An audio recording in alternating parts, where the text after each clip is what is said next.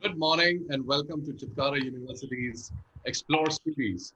Today we have with us a wonderful personality who's a tech alchemist, former CTO, Chief Technology Officer of Naukri.com, held a very top position in AWS, Amazon Tech and Web Solutions. Ladies and gentlemen, viewers, audience, faculty, academia, welcome to Mr. Vibhore Sharma. Hello Vibhore, how are you doing? Welcome to Chitkara University. Hi, Sumir. Thank you very much for the warm welcome.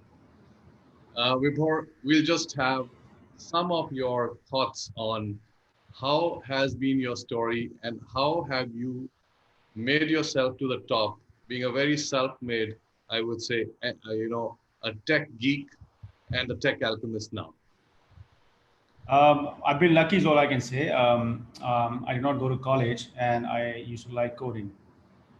And I started working right out of school just before I knew that I would like coding, and I did a lot of odd jobs. I was selling, I was in marketing, I was a journalist for a brief while. Did very many things. Before sort of I bumped into writing code, and when I did, I really liked it, and I got lucky, got a bunch of opportunities, stayed on the path, and interestingly, I continued learning and doing okay. Perfect. So, Vibhor, the topic which we are discussing today is the future of technology education in the Yeah. real world scenario. Before I go on to the main topic in the later half of our conversation, my question to you is, uh, what are your thoughts on the changing trends of technology in education? We are doing too much offline. We were used to an offline methodology of classroom teaching, and now the whole thing is, I would say, uh, it's like ruled, or you can say dominated by technology. You lot of heavy investments going into constructing such um technology into our education and in our classroom only. So, what are your thoughts on this transformation? I think it's fascinating, and if you look at the reality, I think a bunch of platforms like the Khan Academy were already doing this, right? They were reaching out to people who did not have access to a lot of education, learning, and so on.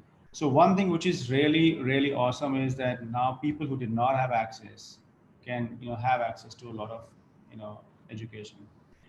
Second thing is the onus, a lot of it is now on the students, right? Earlier on, it was very easy to pass the buck saying, hey, faculty, infrastructure, etc., right?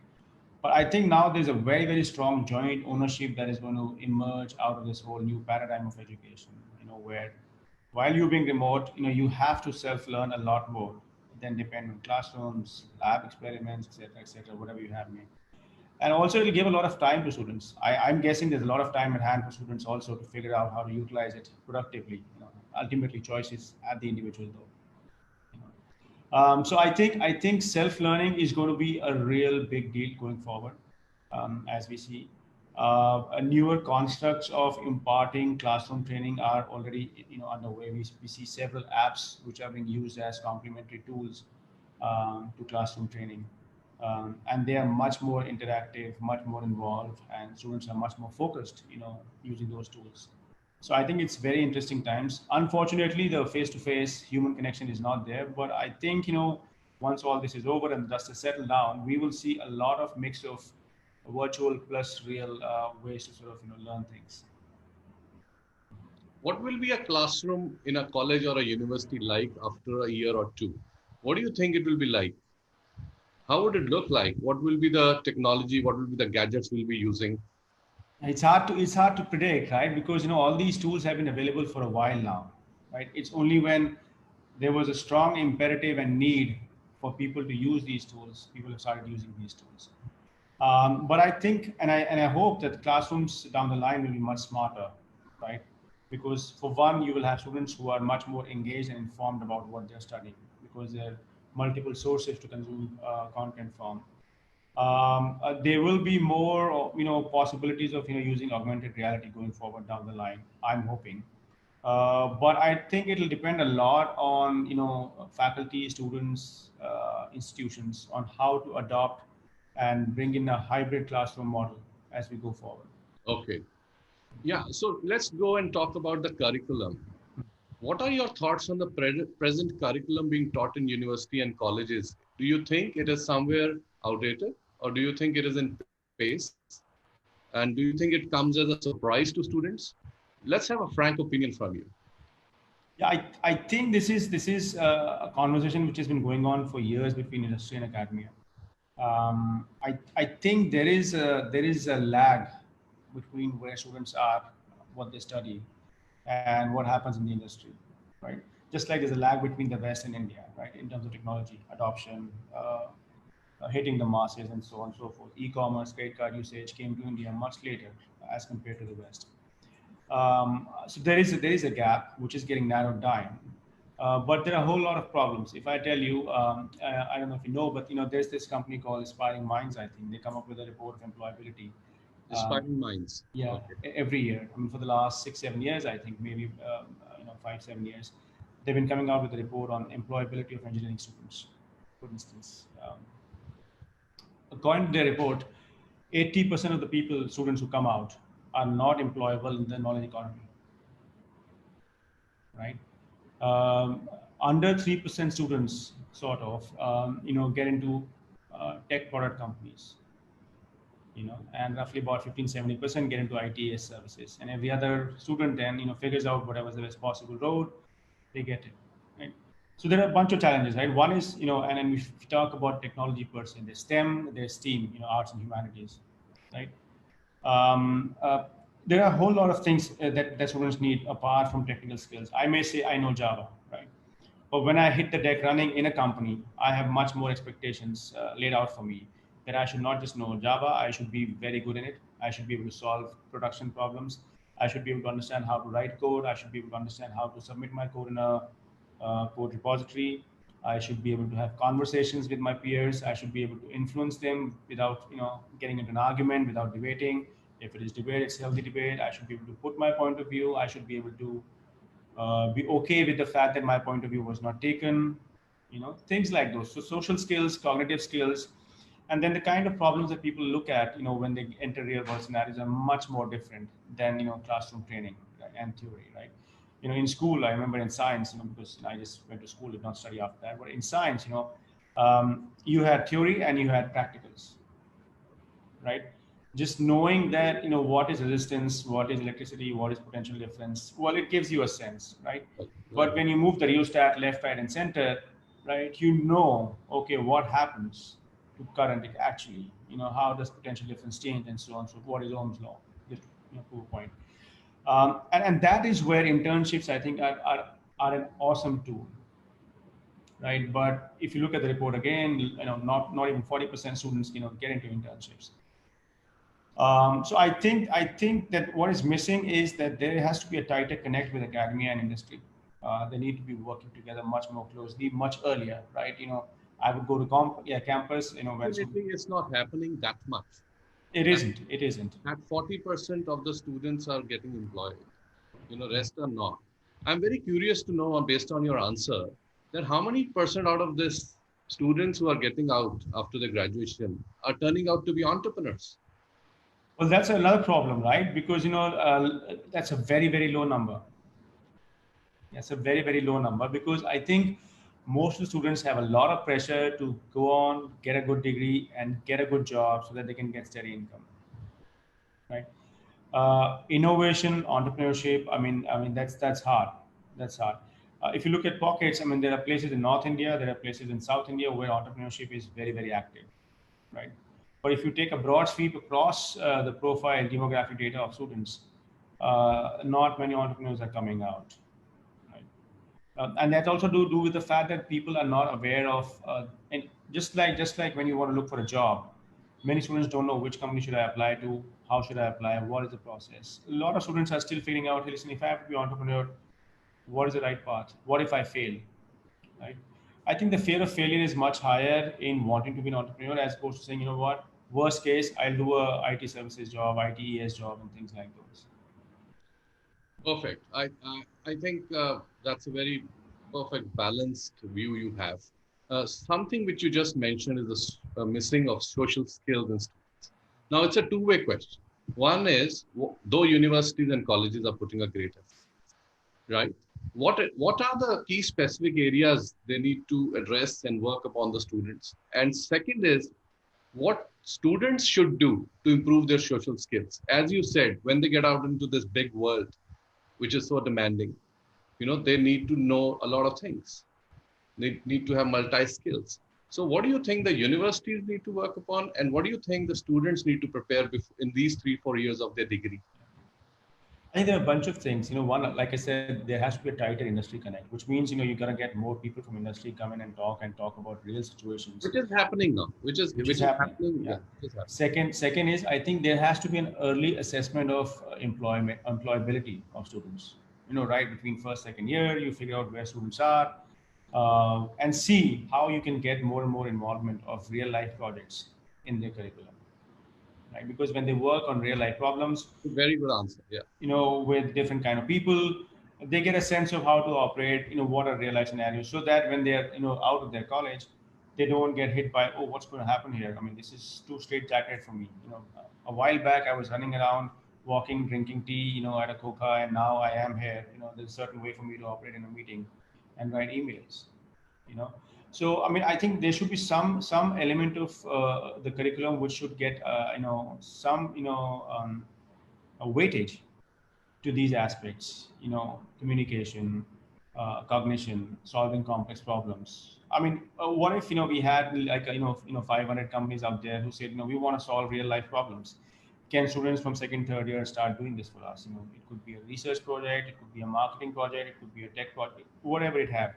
Internships have to get a lot more weight, and they should be done much earlier. I mean, I also question the fact that why do students need to be in a college for 4 years? you know and out of 4 years there's only 2 months of internship, and there's so much pressure. I mean, I've seen interns, there's so much pressure on them That's to right. do something worthwhile, to get marks, because that's their focus. I So, gotta push my CGPA. so what I am getting out of your, thoughts and your, experience is that, when you say early assessment of employability in students, do you mean that it should be an internship in exposure in the first year, second year, that early? Yes, yes, or even working on real life projects. I think and I have observed this, that internships are not taken seriously by a lot of companies and a lot of students. They're a tick mark for many of them. Right. Right? How can we create more weightage for the university students and the companies alike? Because the companies think students don't know much, let's give them a project which is, lightweight, which is not of immense consequence. But we're going to find a way that the industry people get surprised by the amount of value students can create, even if they're second year students. Right? And then Right. everyone will start taking internships seriously. And this will be, I mean, think of it like a freelancer. There are many students I know who are in their second year, but they work as freelancers and are doing very good projects, right? Because they are getting the work. It's about opportunity also.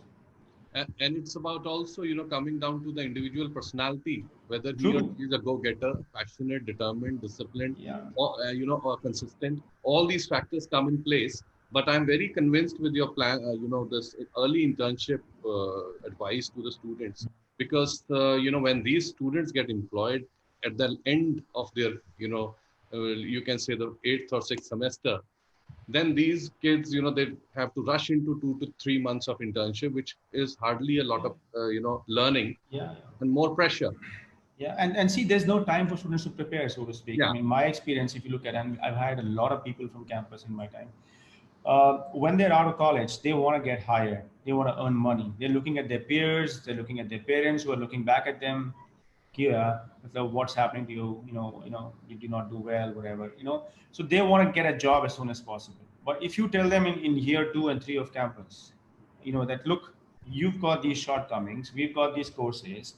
Let's figure out how you can attain a change in your perspective and be better suitable for jobs that you're hoping for. Right. Right. So coming on the employability part again, if let's say a student in the second year of college is a brilliant coder, and there is a company which is taking that kid for a very well paid lucrative job, Do you think the student should take off from studies and go and get into that job? uh, it's a tricky subject. Look, and someone like me, I'll always say, look, yeah, it's okay. But I think what I've also realized is that having a degree opens a lot of doors for you, which not having a degree does not. Right. Because the biggest problem in India is demand and supply, right? There's a lot of students coming out of colleges, and there are not enough jobs for everybody, right? Now it is not possible, and I've hired. Hiring is not easy. It's a classic signal versus noise problem. How do you find the best potential students to join you, right? So what do you use? You use filtration criteria because you cannot go to thousands of universities to look at lakhs of students and find the Right. people, Right. you know. And it's even harder to find a college dropout because where do you look for them, Yeah. and how So do you quite. validate their good? Yeah. I How so will? I think so. Getting discovered is a little bit easier if you're following the path of having a degree, Right. right? No, But advice. but that's my only point. But otherwise, even if going through college you are not employable, in a tech role, then it is no point any which ways. Right. So, Vibhor, you have handled a very senior tech role in Amazon Web Services, AWS, right? And how was it? How was it? Because a lot of Chitkara students are also employed in Amazon, right? So, how was it? What is the culture at Amazon, especially Amazon India, so that our viewers and students who are listening to this conversation will have an idea and be a little more mentally prepared and have a sort of dream of getting into such a big company. What is the culture there, and what do they look for in a student to hire? Well, to be honest, I was for a very, very brief while in AWS. I did not stay long there because I figured I want to do something else, and Yeah. that's what I'm trying to do. But I think I've admired AWS as a very, very sort of amazing company because they've done some great work in the tech space. They have changed the paradigm of technology completely. They have simplified and oversimplified using tech. And I think culturally they are a very sound company. They're very focused on some principles, which are very, very important for them. I think it's a really great learning place for students to understand, work cross culturally with different kinds of people. There are some really bright people out there, and I think it's a great place to be in. Okay, great. And what sort of preparation students in general, be prepared with? One is internships, early internships and exposure, right? And once they're about to finish their degree and get into a job, what sort of preparation they should be, doing in order to get into these companies like Amazon, Flipkart or something, Google, which is too big. What sort of preparation they should have? I think my view on that is that you should work backwards from the role that you want to play, right? Because if you target a company alone, right, you're only focusing on getting inside the company, no matter what the role is, right? So I mean, you got to figure out first, for example, if you're talking about tech, are you going to be a front end engineer? Are you going to be a back end engineer? Are you going to write Java code, etc., etc.? And then you have to go deeper in this, yeah, right? Right. So one is technical skill. That if you're going for front end, I mean, you should be amongst the top 100 people around in front end, HTML, Java, script, CSS. You should know it very well. If you want to learn Java alone, you should be a very good backend engineer, and you should have real life problems that you've solved. You should be contributing on Stack Overflow. You should be reading Stack Overflow, what's happening. You should be posting it, code bases, on GitHub, make it public, try and contribute to open source. The biggest challenge in India is that developers, students do not contribute to open source. The best exposure you can get without being employed is being part of the open source community. I think that's beautifully said. That's very, very good. Because you don't need to join a company. Right from your first year onwards, you can start writing code for an open source platform. The amount of learning you will get is mind blowing because you will work with the best of the guys across the world who are writing code for platforms being used at global scale. Right. So I think if you start doing that, working backwards from what you want to do, you will have enough depth and breadth about the area you want to get into, right? Wonderful. Then interview will just be a point about asking and answering questions, Right. nothing else. Right. Because preparing for an interview is like saying, what, I have a driving test today, I will not accelerate fast. I will not brake slowly. Whatever, right? So you're artificial. You're mocking it, right? But if you're doing it for 3 years, it's muscle memory. Right. And maybe somebody who's interviewing you, must have something to learn from the one who's Yeah, and people can make out, right?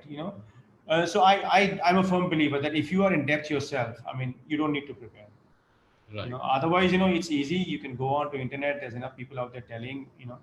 Ultimately, it's about the role. You have to be clear that there are cognitive skills, there are technical skills, there are social skills, and there are complex problem-solving skills that people will judge you on. Yeah. You So I have to have think exposure on all of these. that's a great takeaway, working backwards and working with the open source community, open source coding community projects and be a part of it so that Yeah, you are not constraining yourself to yeah, think, imagine, and yeah, do it. That's brilliantly said. Now, a little bit moving on to technology, and then I'll go on to the curriculum part. Uh, there is sort of a big war in the world of technology, especially in, I would say, internet, 4G, 5G, and all this stuff. And I remember the quote from once from Mr. Dhirubhai Ambani when he mentioned that there is no harm copying, but it's somebody who's doing it the right way and can scale and can deliver more value. I'm talking about GeoMeet, versus Zoom. So this is something which is from Bharat, our country, GeoMeet. What are your thoughts that will there be more? First, you request you to comment on this or on the copying thing and all. And will there be more such Indian platforms? Right now we are talking on Zoom, but will there be more Indian platforms in the near future where we'll have a better access to? yeah. So firstly, there are platforms that exist already, like Me these. too. Yeah. Say Namaste, Floor, uh, Clear, or something. There were 2, 3 platforms that existed. From the standpoint of replicating something that exists, I think I circle back to my point that India, there's a lag between the West and India. Adoption takes a while, right? Some impetus is needed. I mean, if you look at the biggest e-commerce giants, I mean, they were not outstandingly innovative, novel ideas, right? There was, something that was happening in the West, and it was, done in India, right? I think it's more about how you do it, right? And you don't have to reinvent the wheel, right? If tomorrow Right. somebody starts manufacturing cars, they will say, hey, you know what? Are there any patents which are open now, of how to use the wheel, how to use the crankshaft, etc., etc. It is about short circuiting a journey faster, right? And addressing a need, a problem, right?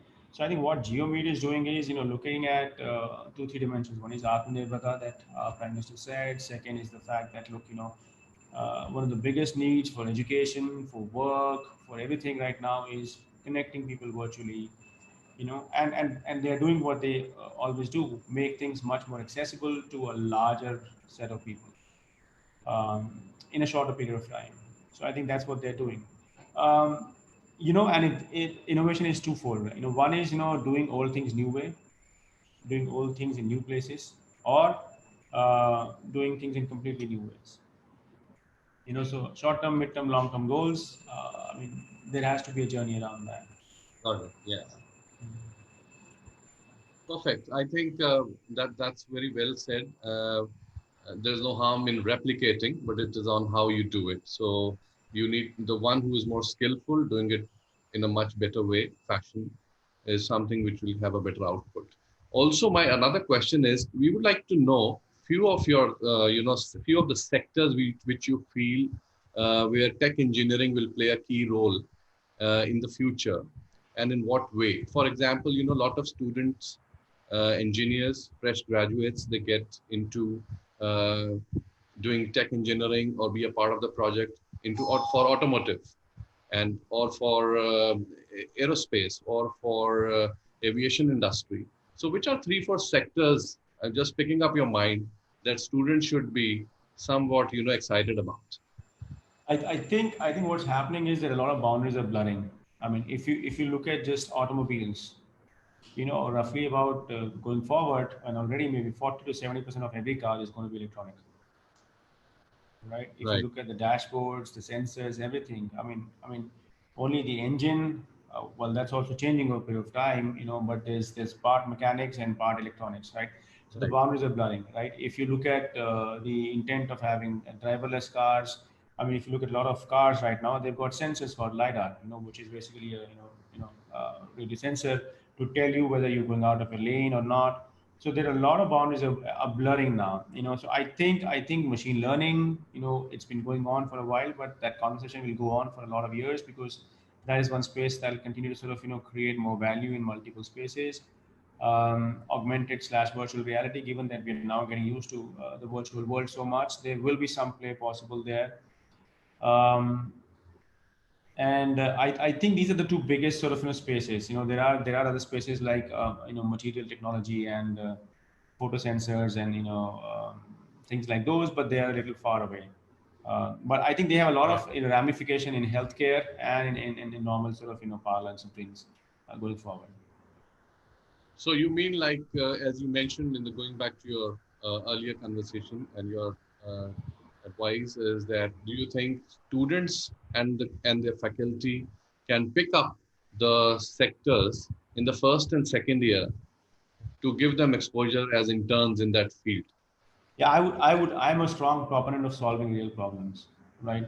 There was a time when every student I interviewed had made a library management system in software. You know, so I think if you have multiple students solving multiple problems, which are real life, sort of research plus application. Why shouldn't every university be saying, what, we will do 20 research projects every year on engineering, right? And you have people from different pools coming in and saying, what, we are part of this team, right? It'll help them give exposure to what's happening in the real world. How do I marry my theory to my reality? How do I work with multiple people, and what are other people doing in the institute, and have more conversations. I mean, I know there's educational institutes where you have fairs where people demonstrate what they're doing and all that, but I think that has to be done much early on. I think we give too much weightage to the curriculum and less to solving real world problems. I think that's very critical that you find somebody who is a problem solver and solve the real world problems. Now, the next question is that, give us some story narration of your experience of one or two some unique interviews you did, and this candidate turned out to be an amazing story or a success. The students will be very inspired listening to something which is very candid coming from you. Anybody? um, so you see, in campus, I think a lot of times what most of us end up doing is start quizzing com science students on uh, linked list, tags, those kind of things. I think that's a bad idea, because almost every student is fresh in their mind, almost, that they know how linked lists work, how do arrays work, and things like those. I think most of the time what I do is I take a real life problem in an interview, and I ask the student to draw a blueprint and help me figure out, right? And I think a couple of times it has happened in some of the institutes, where students have been able to give solutions which were really amazing, and we ended up hiring those people Any almost example? immediately. Any example? Um, yeah, so for example, if you look at institutes like um, IISc Allahabad, right? Uh, Triple ID Allahabad, sorry. Um, Com science students were really good in algorithms there, and we bumped into a guy who was able to solve a real world problem that one of my teammates was facing, and he gave a very interesting viewpoint on that, and we ended up hiring him uh, almost immediately without doing a further conversation. Right. That's great. So, before coming on to on the curricular part, and before I just jump on to the next question, you also invest in startups these days, and you are advising a lot of startups. And have you been ever excited working with a young, graduate or a gentleman who's in the middle of his education, but you feel it will be great to partner or have him co-found a company which you would like to invest or something like that. So could you just share light on, what excites an investor like you, because you're also an investor, to invest in young startups and tech startups? I think, no, absolutely. See, the reason I started going to campus was that the energy of the students was contagious. Right, every time I would go to a campus for hiring, I would come back recharged because you get ignited by the passion and the energy, and mostly innocence also in a lot of students, right? So I think yes, definitely I will be excited if people are solving real world problems, if they have really clear vision on how to go about it. I would be happy to get involved and help students out. I think it does not matter what age you are, what stage you are in life, but if you have an understanding which is deeper than anybody else on a problem, you can build the best solution than anybody else. Right. And what is the disruption coming in the coding technology and coding languages, which students now need to be ready with or need to have that skill also? I think there are a bunch of problems. One is there's too much choice out there, right? Because if you look at, I mean, conventionally, whatever languages were being used out there, mostly they're the same. If you look at the total number of languages being used, right? Java, Python, PHP, JavaScript, Ruby on Rails. I mean, even Ruby on Rails is now 10, 15 years old. Uh, you know, so the languages have not changed. The many frameworks available out there, they are evolving. So my view is that writing code has become simpler. Right? Writing good code has become more complex because it is very easy to go on the internet, find something, and use it in your code. Hmm. Right? So I think what is important for learning to write code is being able to understand the problem, able to understand the possible solutions for the problem, and to be able to pick the right problem. Because see, for a software development job, the job is really choosing. The job is not writing code. The job is choosing which code to write, which code to eliminate. The job is choosing how much time I will take and then living, to do that. The job is understanding the problem and then choosing to talk to the people involved and saying, you know what, we will do only 30%, not the rest of 70%. The job is to know which part of the old code is decaying and I need to fix it. The job is not just writing code. Right? I think people have to understand that holistically, that the software development is about a system. How a system, I mean, it's like the butterfly effect, right? Anything you do in a system, chaos theory, Right. something will get impacted, Right. right? So you need to be able to understand that and go about doing that, in a much more meaningful way, and just rather than saying, you know what, I'm going to write code. That's a very oversimplification of the job, actually. Perfect. I have a question which has just come up from Dr. Meenu.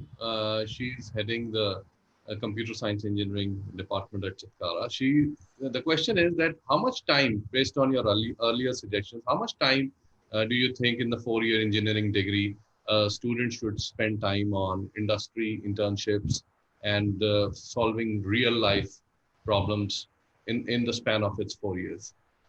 As much as possible. I mean, because I cannot say how much, but I think if you're talking about databases, if you're talking about MongoDB, for example, hey, listen, this is MongoDB, it's a storage, um, and do a project. So I'll go online, I'll create something, I'll write and read from the database, the basic CRUD operations, and I'm done. And I'll think, hey, listen, everything is done.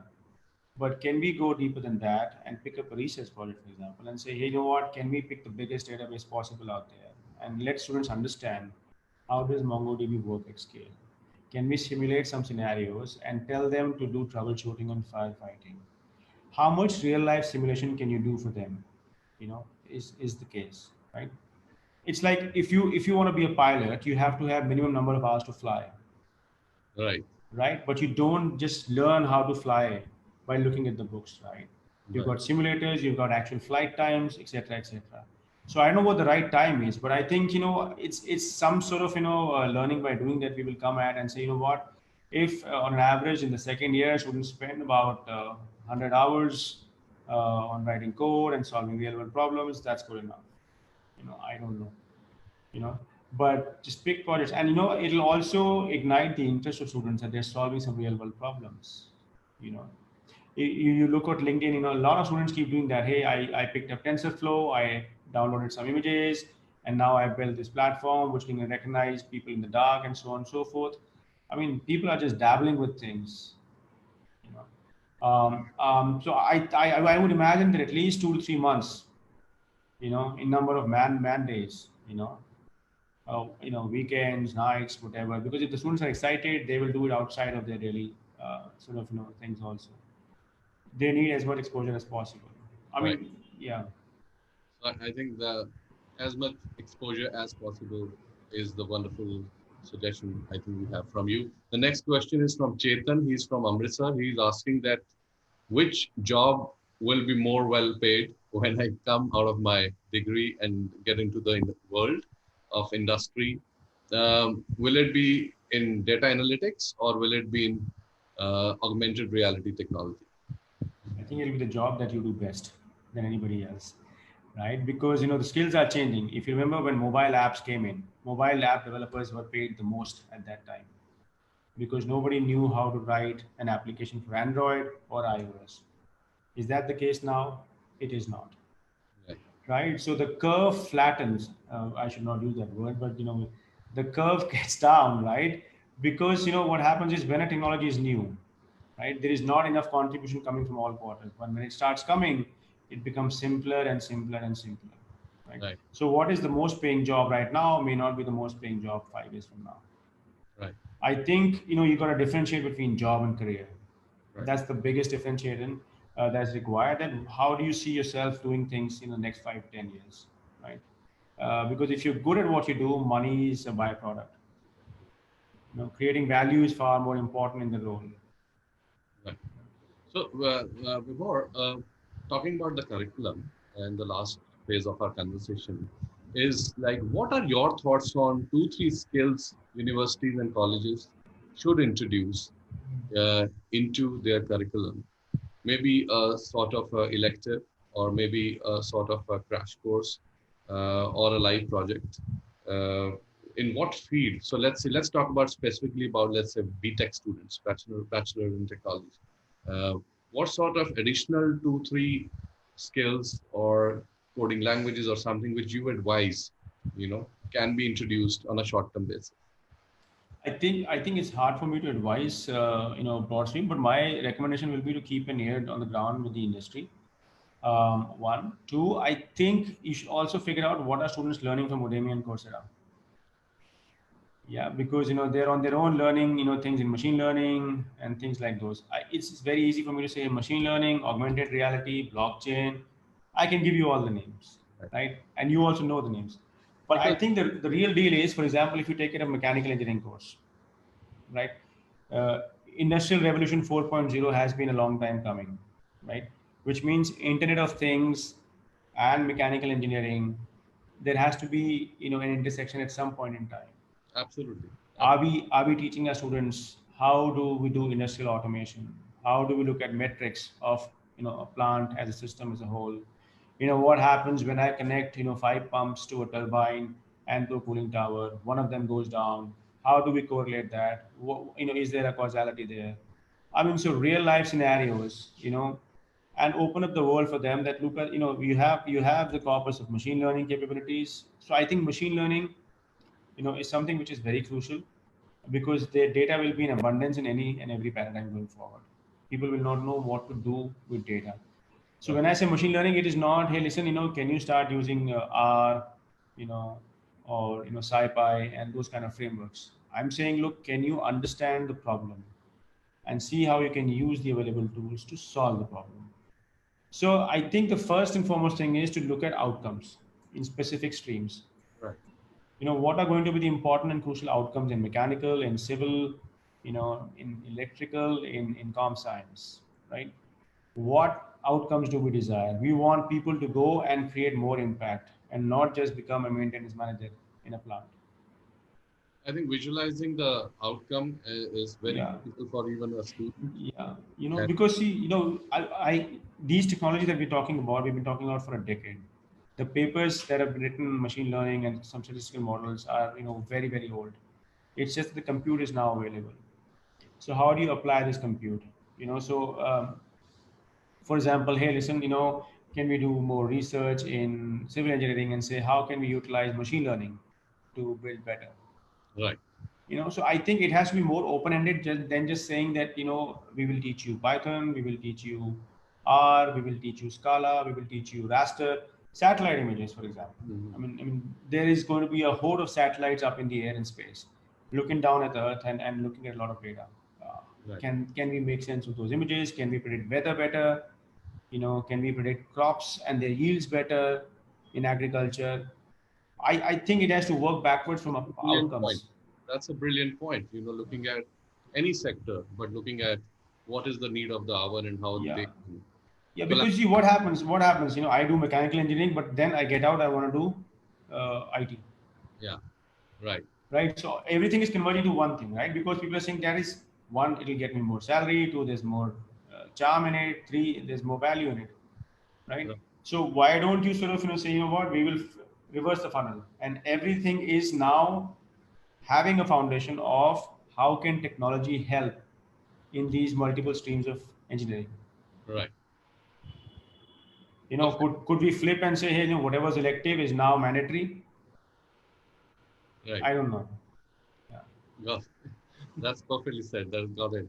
Now, this self-learning which you mentioned, the platforms, not to name any platform right now, but the many platforms, how much it is, I would put it this way, that does it really make you learn really? Because, the colleges and universities, the proper 3-year degree, 4-year degree, the semesters in a proper discipline format, you know don't you think that's more of building a stronger foundation of a student than these quick learning 1 week, 2 week, 6 weeks courses and all paid?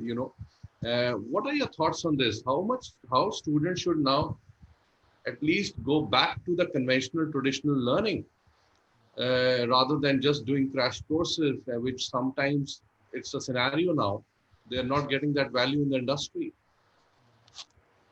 A lot of Yeah, I agree. I think we have to examine the root cause of that. The root cause of that is the students feel that they will be able to bag a job if they do these courses, right? Because whatever is a hot skill out there, they don't want to be left behind, right? And I think it is fine to be able to want to learn something. It's like learning something interesting, but um, it's like saying, look, you've learned how to you know uh, do something, but if you're not able to practice it and execute it, there's no use to it, right? If you have read the news lately, Google has come out with certifications, right? So Google is saying, look, even if you're not a graduate or something, you do these certifications, and these certifications will be of certain value, right. right? So I think in the absence of industry valuing some certifications, they will hold no value, right? Uh, I, as a student, may be an outlier, may learn a course from one of the platforms and be very good at it also.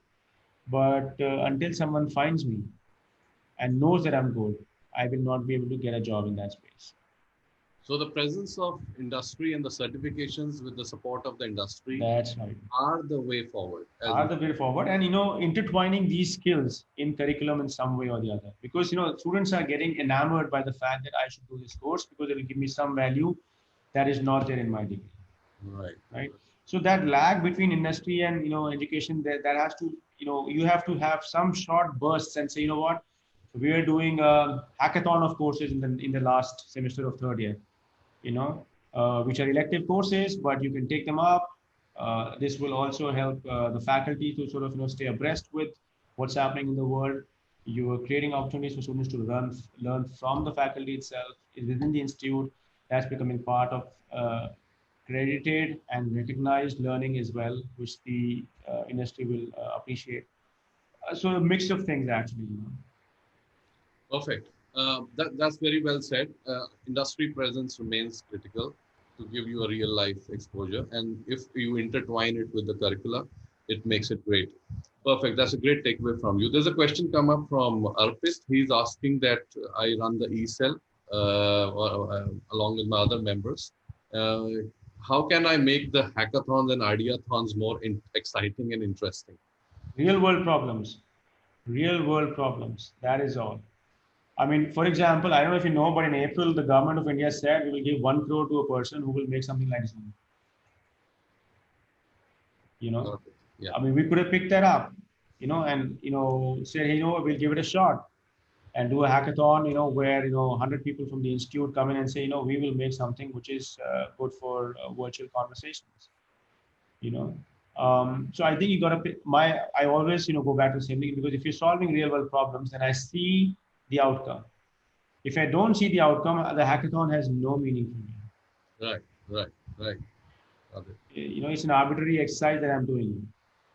So the hackathon base and foundation and the objective, once it is announced, has to be on real life, real world problems, which the projects are a challenge is thrown to them. Yeah. How, See, yeah, absolutely. And so there are two, three things, right? When you do a hackathon, one, it should not just be 24 hours. What happens in 24 hours, people come, they want to do the best thing. वो होता नहीं है 24 hours में कुछ नहीं बनता है और meaningful, right? अब तो नहीं बनता है. right. I think you have to figure out hackathons in a longish perspective and say what are the outcomes. The outcomes is, can we open source something? Can we change the standards of something? For example, we say there are no lack of standards in some places. Can we build a way to have standards? Right. Second is, can we solve a real world problem? Right. Third is, can we run something for social cause? Right. Because even if you're not able to commercialize something, if something is running for a social cause, you are saying, hey, I made a painting, it's lying in my room. Yeah, what's the point? But if it is out there, somebody is liking it and saying, I'll take it up, it's awesome. There's validation coming into the students and saying, मैंने कुछ बनाया था and somebody has liked it, and I should move forward on this path and I should keep thinking like this. Absolutely. I think this is something which is very well said and a great takeaway for the viewers, the students and faculty who are watching, that a hackathon, something where the standards can be improved, the code could be open sourced, and the problem is solved. Whether it's whatever sector, technology, social, whatever. But this is really something, for me also, it is a good learning, And now I would like to come on the last 2-3 questions on faculty, the faculty who are teaching these students to come up to their expectations and vice versa, because students are self-learning a lot, and so that throws up a big challenge to the faculty's knowledge also, even though if they are great, but how should faculty adopt to this change and this a big ocean of information on the internet, and then students are self-learning. So some of your very candid thoughts and general tips. Yeah, I would say. I think it's a very hard thing, right? It's a very hard thing because I think as faculty there's a lot of onus and responsibility on you, and running an institute. I mean, there is this whole thing of having outcomes coming out regardless of what the environmental circumstances have thrown at you. But I think for everyone, and it's not just faculty, for everyone who's in a leadership position, I think this is a time for shepherding, right?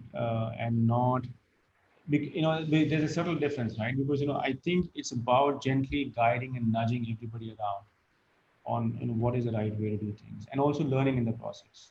I think it is unfair to expect that everybody will know and have all the answers, that faculty will have the answers, all of them. I think everybody is trying to deal with this new paradigm. It is completely novel for the human race, right?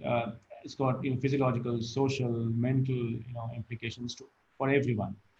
So I think the key is shepherding and understanding how the paradigm will change, because we can only second guess what's going to happen 1 year, 2 years down the line, 3 years down the line.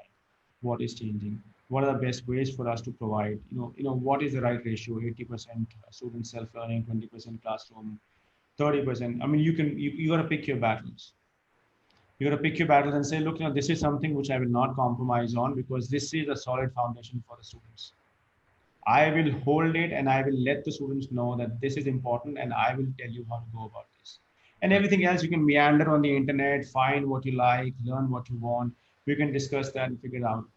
I wish there was a right answer, but I think, it is, foundation versus learning and adapting to the new paradigms that are happening. I don't know if it makes sense, but yeah. Great. Coming on to international internships, we have internships in the Indian industry, but students, a lot of students go for international internships. What are your thoughts on that? How much do they learn? Or is it just, I won't say all of them, but is it also an excitement to go abroad and, be there? And most of them now figure out their own ways to settle around. But the core reason of going was education and exposure. Just having your thoughts on that. Yeah, I think that we have to understand the motivators behind that. Like if you look at higher education also, we see a lot of students more interested in going outside. Why is that? Right? Because they believe that it is better, right? And I think it'll boil down to the fact that Indian organizations, people in India have to take internships much more seriously. Because students say, you know what, I will get different kind of exposure. I know someone who knows someone in that company, therefore it will be easy for me to get the internship. I want to work on this certain skill for which I want to show that I have an internship. I'm being very candid, and therefore I know this guy who can give me. So there are multiple motivations behind that. I don't think it matters whether the student is doing internship in India or outside. I think as long as their objective is met, which is they get real life problems that they're solving and they're learning and they're better people after 2 months in the space that they want to be successful in. I think because that'll add to the foundation, you know. And I think it boils to the same fact that look, industry and academics have to come together because until they do and they say, you know what, okay, fine, third year end, we will start internships, which is going to be 4 months. It's okay if you don't go, and we've seen work from home is working for everyone. So Right. remote internships should be possible now. I don't need someone to come to my office every day for internship, right? But I want someone to create an outcome for me on a problem that I'm facing in a certain dimension, right? And I would say, awesome. Why don't you come on board and I'll employ you? Because, and that's what happens. How many internships transcend from being an internship to an employment is a real question. That conversion is very low. Why Yes. is that low? Because there is no rigor in internships. Right. That's what. You know? And they are and too much time bound, and it is just to fill the Yeah, void. it's a tick Of, mark. yeah, it's a tick mark just to fill the void of that particular project going on and to have it done on time and all to come, Yeah, to honor the commitment with the client. So it's very, very commercial, but there has to be some vigor and some reason to. sure. Yeah. So one of the question coming from Nandini, she's asking, she's a student of the third year. She's asking that, I want to be a freelancer and not to get into a job in my Mm. life. And like in the West, every person picks up a project and is paid hourly and very handsomely. When will that culture in India come and those dollars converted? The same thing comes here and you're paid equally. So Well, the culture is already here, right? If you look at sites like freelancer.com, truelancer.com, the culture is already there. freelance and all, yeah, it You is know, there. people are doing that already. And I don't think you should think about India now because everybody's okay with remote work. It doesn't matter whether the customer is in India or outside, Mhm. right? It's a great way something called gig economy, right, which has been talked about for a while now. Unfortunately, these times have changed that, but that's what gig economy is all about. That you do short stints of work as and when you please, and you get paid for it because you're amongst the best people in that, Right, right, right? So I think that culture is there already. If you look at media, I mean, many people do that. Photography, journalism, that has been there forever. Design, there are many projects out there on these platforms that I mentioned that people are picking up. right. So that's happening. Thank you for that. Summing up, to our wonderful session we had, I would mention to our audience and that we had some great takeaways from Vibhore's talk, where he talked about solving real life problems. So he talked about looking at the open source projects and going coding in an open source environment. Um, he talked about internships playing a key role. He talked about self-learning and its pros and cons, and but his focus was on do as much as you can do to solve the real life and industry problems, and also be intertwined and aligned with the industry, especially the curricula in an academic environment. Uh, intertwined with the industry. So that is a great win-win partnership in any ways. And also he mentioned about courses that somebody who's doing mechanical engineering can do something with, let's say, uh, augmented reality, machine learning, AI, data. So they all come together at one point in time at an intersection. So great takeaways. I think coming from you, again, I would say, not, not attending college by choice, making it to the top, but yet encouraging the students to attend college, have their proper degree, you know, and have more opportunities available for them to increase the scope. So, Vibhor, last few comments from you, another 2 minutes. No, I think all I can say to teachers, faculty, and students is that I think this is amazing. The times that we are in, no matter what stream are you in, revolution is happening on every segment, every dimension of industry, and I think this is an opportunity. And think careers, don't think jobs.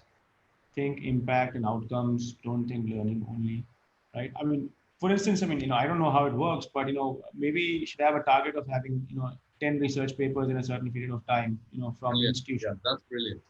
Why don't you get published in a certain journal, every now and then, and that is and private universities also can play a lot of role out there. I Brilliant. believe so. Yeah, I think that final advice on having the research papers with some set number per year or something like that, challenging yourself, Yeah. and faculty and students can even write together. You know, Absolutely, absolutely. yeah, Yeah. yeah. So Vibhor, now my invitation on behalf of the university, Chitkara University, would love to have you on campus soon, and you pick up and hire our students as well. And they're already, in various big organizations. Even in Naukri, where you are playing a key role.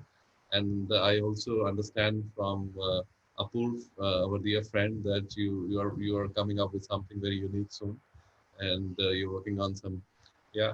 Well, I'm So figuring out a bunch of things. Yes, yeah, So right now it's only emerging science and tech where I'm looking at investing. I'm perfect. trying to think of podcast on technology where I get stories of India, innovation in India, what's stopping, what's challenging. Can we get more people to talk about those things? So I'm trying to figure out how I can help in this space and create more value going forward. Yes, yes. I'll definitely, I will take up your We invitation. look, yeah, Uh, we look yeah, forward to have you on campus. Once again, ladies and gentlemen, friends, faculty, and our wonderful students.